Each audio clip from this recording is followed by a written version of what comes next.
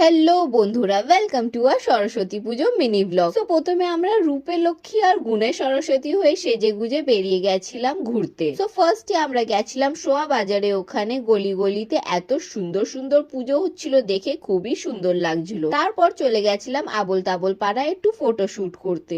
But ওখানে ভিড় দেখে মাথা ঘুরে গেছিল, বাট তাও একটু স্পেস করে অনেক ছবি তুলে নিয়েছিলাম।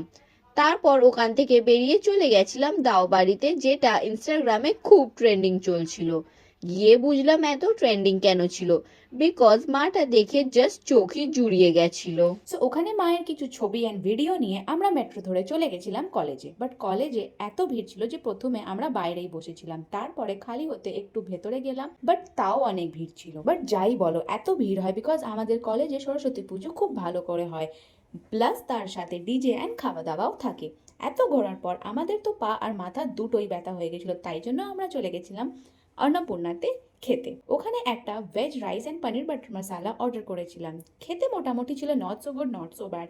তারপরে আমাদের ব্লগটা এখানেই শেষ হলো। So bye bye, see you on the next blog.